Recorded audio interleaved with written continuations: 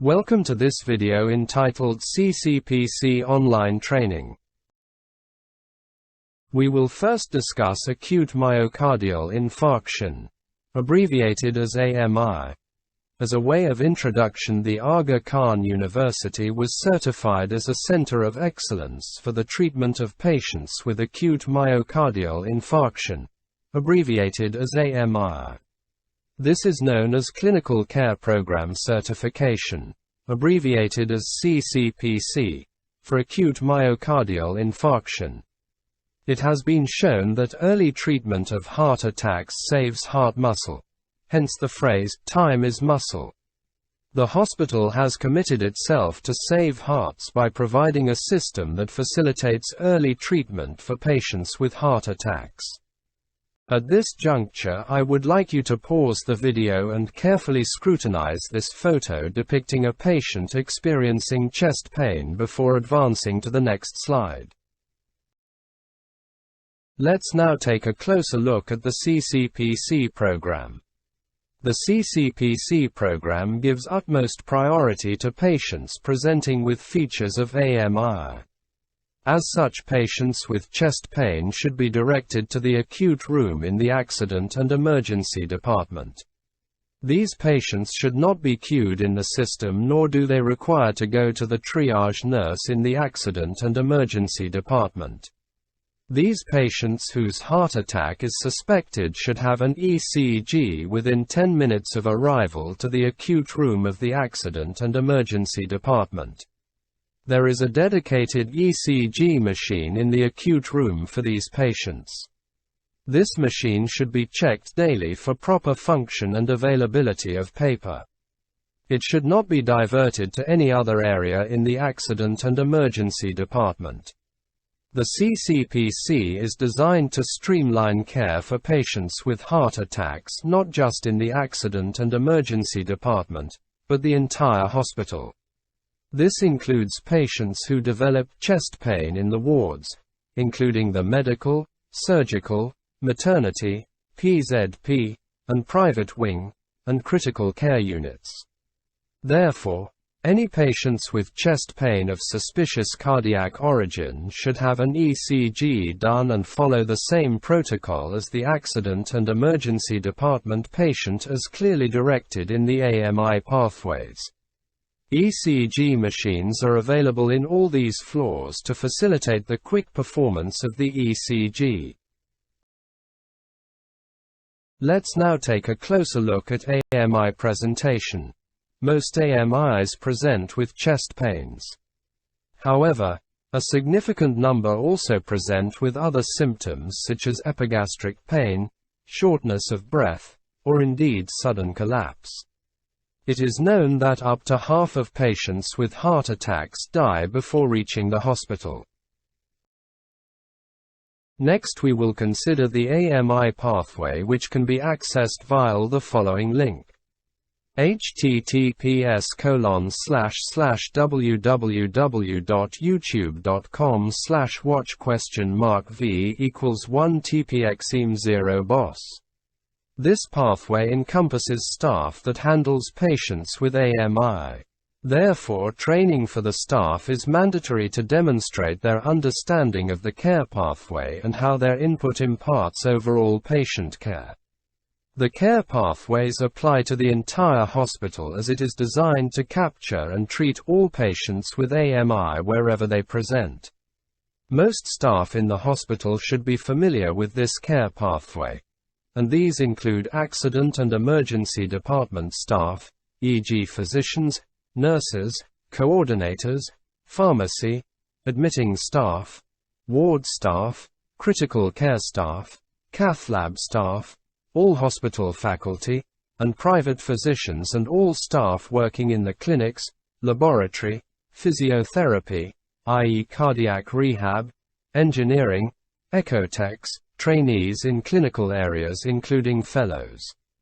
Accessory staff should also be familiar with the CCPC program, including porters and security guards in the hospital.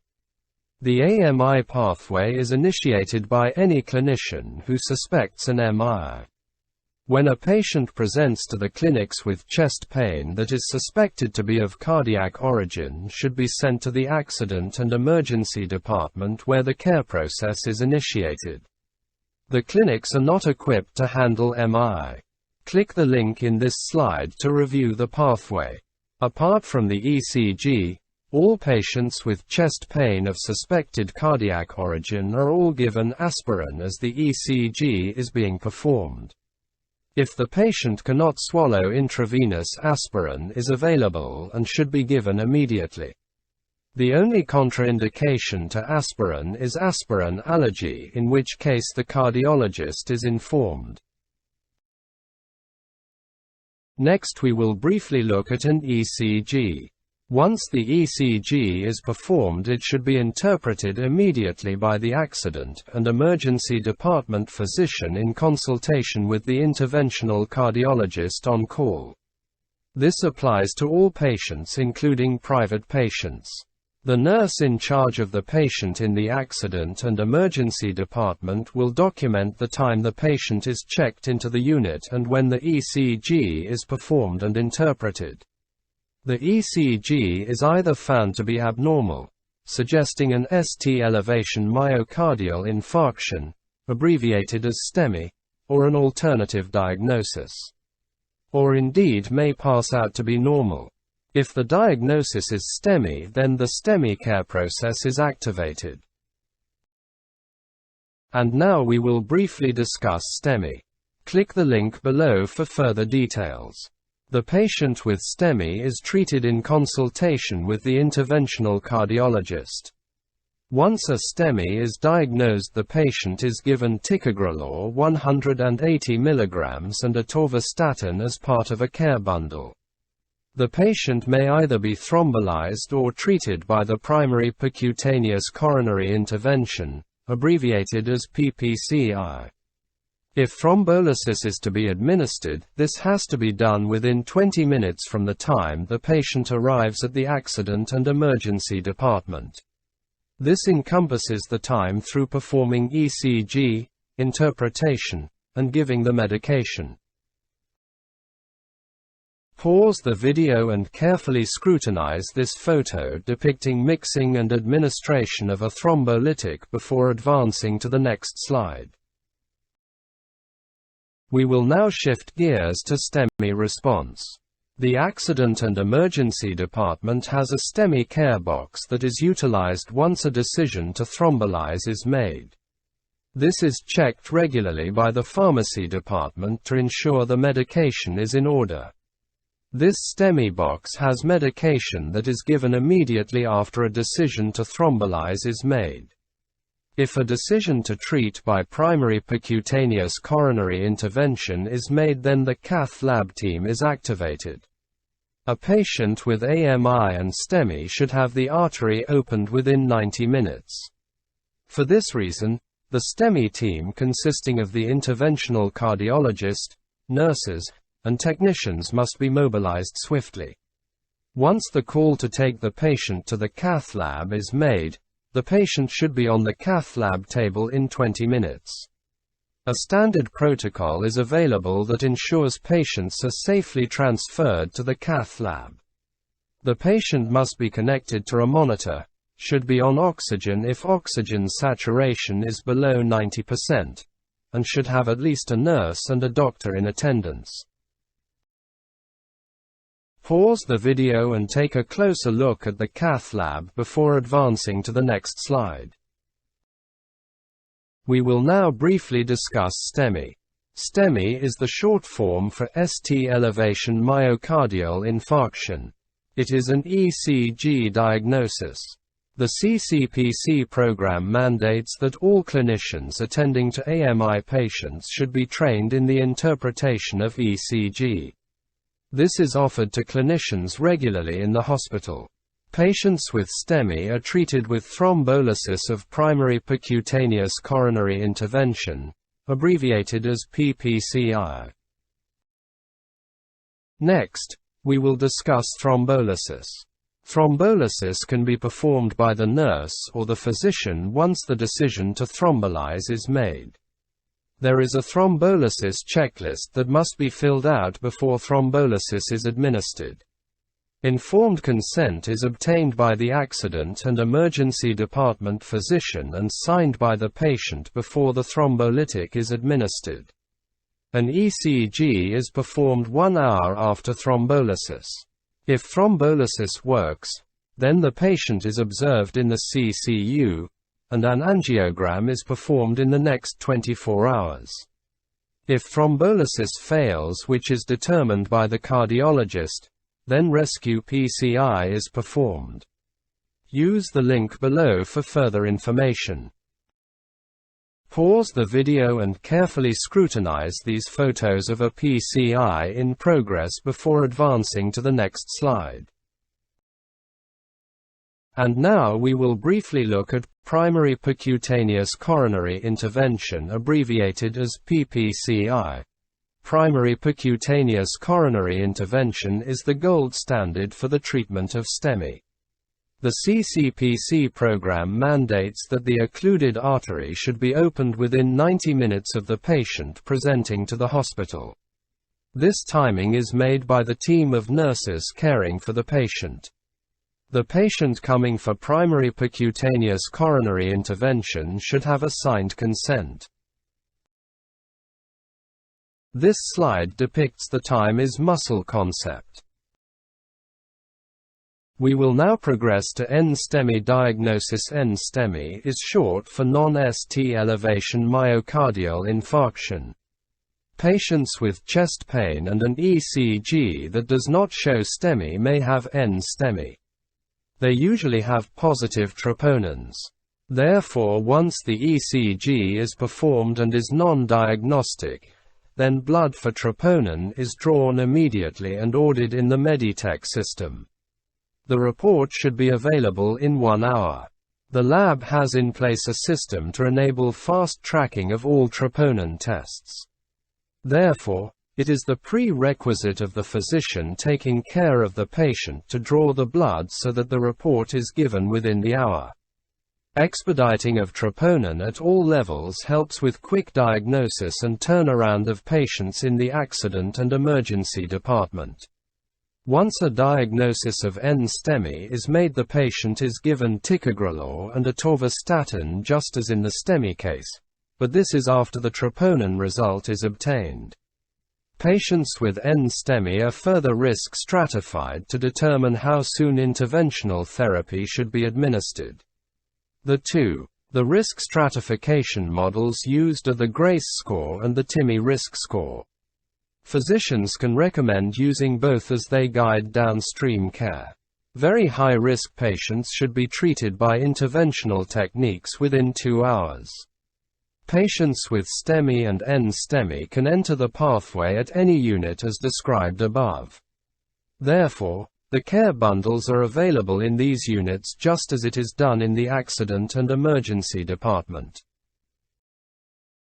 This slide depicts an echocardiogram being performed by an interventional cardiologist for purposes of diagnosis. We will now briefly discuss patient hospitalization. Patients with AMI are admitted to the CCU or equivalent under the care of a cardiologist. A patient care bundle is available as shown in the AMI pathway for STEMI and NSTEMI. This ensures nothing is missed in their care and the duration of stay is predictable. Patients with AMI are followed up daily at the CCU for any complications. The average length of stay is approximately 3 days. Within this time, care is optimized through the management of risk factors such as diabetes, hypertension, elevated BMI, and smoking cessation. Click this link for further information before viewing the video to the end. Care bundles that are available for this include consultation with endocrinologists and dietitians. Assessment of heart function is done by echocardiogram. This acts as a baseline and dictates further therapy. Patients are also assessed by the physiotherapy team for cardiac rehabilitation. This has been shown to be key in getting patients back to their feet and improving recovery and long-term outcomes. This slide is a representation of a cardiac rehab.